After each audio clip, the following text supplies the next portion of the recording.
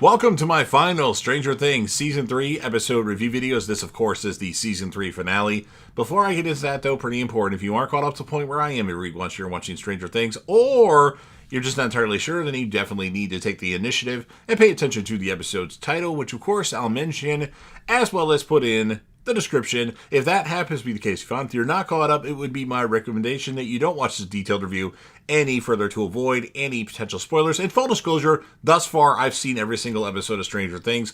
Looking forward to the 5th and final season of Stranger Things, which is supposed to happen toward the end of October, maybe falling into November. And they might even take a break or two during those episodes, so people that aren't usually on Netflix have to keep paying for Netflix extra time so Netflix can make their money. But Stranger Things is one of my favorite TV shows of all time. It's definitely in my top 20. It's very possible it's in the top 10. It would be more closer to 10, though, but I like the show a lot, and I wanted to rewatch it and let it resonate and be prepared for the 5th and final season of Stranger Things. So, with all that said, this will be Stranger Things Season 3, Chapter 8, or Season 3, Episode 8, the Season 3 finale. The title of this episode is called The Battle of Starcourt, and this will be my review reaction recap after just finishing watching the episode. Jonathan, Murray, and Jim drive to the Starcourt Mall to find the kids. 11 screams in pain as the piece of the mind flayer is still in her leg and it starts to move. Now, Jonathan grabs the knife from a nearby restaurant and tries to open her wound with it, unable to take the pain of him trying to pull it out of her leg. 11 rips the piece out with her powers. Think that would hurt more, wouldn't it? And an arriving Hopper smashes it under his boot. The kids who fought the Mind Flayer update the adults in the Starcourt group on the recent events, and they agree they need to close the gate again to kill it. Murray shows the group Alexei's blueprints of the Russian base, but Erica sarcastically warns him of the dozens of armed guards down below. Dustin recommends they use the ventilation ducts and offers to come with them to navigate, and instead offers to use Cerebro to help when Hopper refuses to take him back to the base. Dustin reconciles with Will, and Lucas over their recent distance from each other, and the Starcourt group takes Hopper's stolen car to Cerebro. Joyce says goodbye to Will and Hopper to 11, making her swear she will stay safe. He stops Mike as he leaves, telling him to be careful. Nancy finds that her car has been tampered with, and the group sees Billy has tracked them down and is waiting for them across the parking lot in his car. They hurry back inside. Guards are waiting for the adults as the elevator arrives, and Murray distracts them with his fluency in Russian, allowing Hopper to gun them down. Now, the car stops on the way up the hill, forcing them to hike the rest of the way, and Mike attempts to call them, relaying their emergency of being trapped inside the mall. Jonathan notices the car Model 11 killed the Russian with, and realizes it may have been the part they need to get Nancy's car working. 11 attempts to flip it with her mind to no avail, as she just doesn't have the power right now. The adults disguise themselves as Russians, and Murray slides into the ducts, guided by Dustin and Erica, who have reached Cerebro. The kids end up flipping the car, and Jonathan and Nancy search it while 11 tries and fails to crush a can of new Coke. Will's neck flares up, and Max sees the Mind Flayer walking on top of the mall's glass roof. It crashes into the mall just as Jonathan finds the car part. The Russian enters the base as Hopper expresses anxiety over the kid's safety. Joyce reminisces with him over their recent adventure and expresses doubt when he mentions her plan to move. She invites him to dinner with her at the place he stood her up at, should they survive. As Dustin and Erica continue to guide Murray and Steve, Steve notices the lights at the mall going haywire. Dustin frantically calls the others, only for Mike's supercom to be tossed aside by the Mind Flayer as the group hides from it. Dustin gives Steve and Robin his supercom, and the teens leave to go rescue the mall group. Max, Mike, and 11 try to escape through the back entrance, but the Mind Flayer hears them and gives chase. Now, Lucas saves them from being caught by distracting it with his wrist rocket, and Lucas, Nancy, Will, and Jonathan lure it out of the mall and away from the trio. Murray arrives at his destination and distracts the Russians by remotely disarming the key. Joyce and Hopper arrive at the safe that holds the shutdown keys, but find Alexei's code does not work. As Dustin listens to them argue over Planck's constant, the number needed to unlock the safe, he suddenly begins changing stations on Cerebral's controls.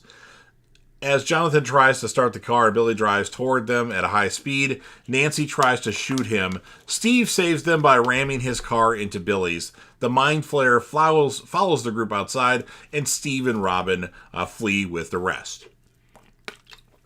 Dustin reaches Susie, his girlfriend. She received the call. He asked her about Planck's constant, but not understanding the direction or the direness of the situation, she is more concerned with him not calling her for a week.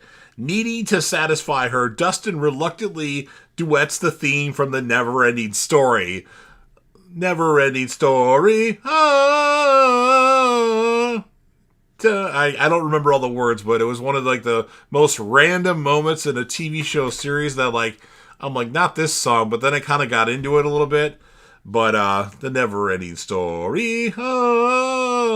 Anyway, and then she gives him the number, which unlocks the safe. Billy stumbles out of his car, or burning car, and notices Mike, Max, and 11 trying to leave the mall, chasing them back inside. Realizing 11 is not with the others, the Mind Flayer turns around and heads back towards Starcourt.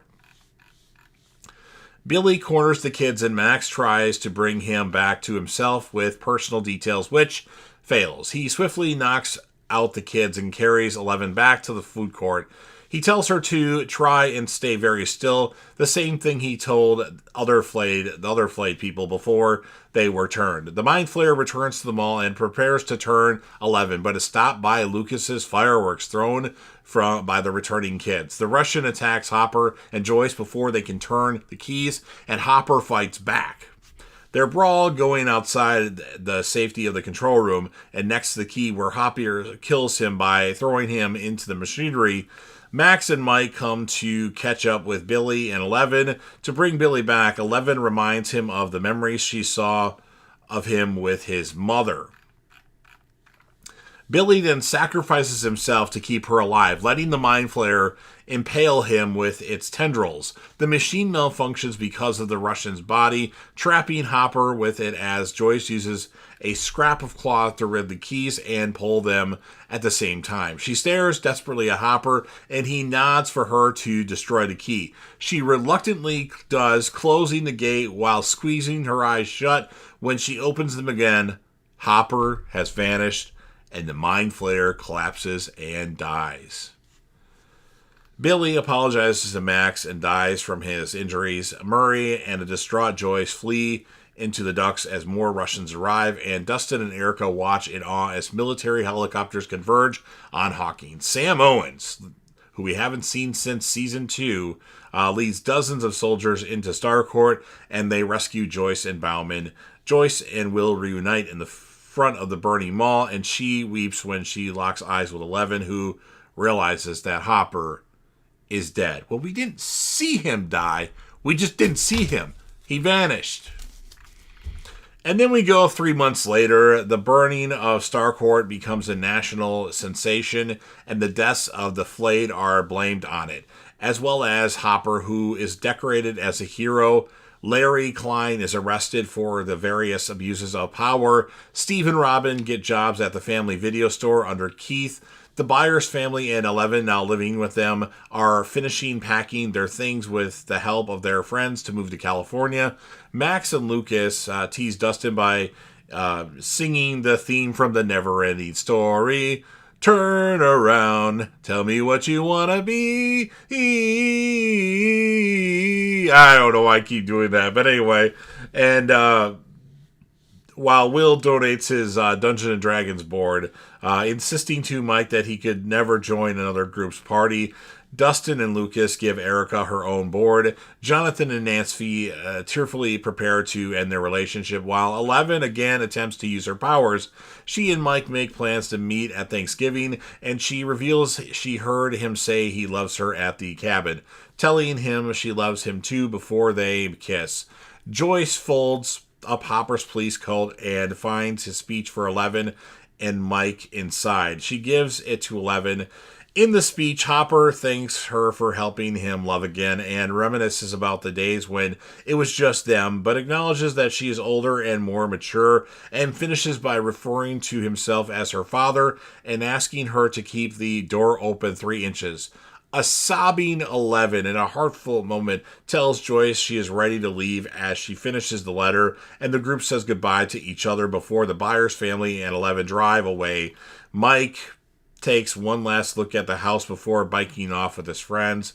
And then we have a mid-credit scene in the a base in Kamchatka, Russia. A guard is stopped by his co-worker from taking the American out of his cell.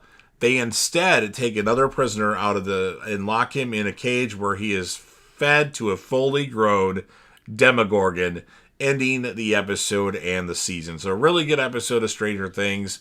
8.9 out of 10 is what I'm going to score it. My standout characters of the episode, and I've got many of them. I mean, everybody did a really good job, so it's hard. But I think Dustin with his never-ending story, Murray because he was just funny, and it was just funny the banter back and forth between Murray and Erica about calling. I can't remember what they called it, but it was just hilarious. So Murray's the character of the episode. Erica, I have to give it to, and then, of course, Hopper. We're going to miss Hopper. For how long, though, is the question. But Dustin, Murray, Erica, and Hopper are my characters of the episode. So you've heard everything that I have to say. Now it's your turn. If you're a fan of Stranger Things and you want to help me out with the YouTube algorithm and obviously want a channel to come back to once the new episodes of Stranger Things finally come on the air, make sure that you Hulk smash the like button, share the video with a friend, put this video on any one of your social media platforms. Don't forget to sound off in the comments section about what your thoughts are on this episode of Stranger Things. What would you rate it? Who would you choose as characters of the episode? I know I gave you 4. It's a lot, but it's kind of hard not to pick so many. And let me know your thoughts in the comment section. And then last but certainly not least, don't forget to hit that sub button. You're watching the video anyway. Subscribe to the channel. Help me get over 100,000 subscribers. Yes, I know I set my goals high. Join the team, show your damn support, and be a part of something special. And you never know what you're going to see on JDev TV.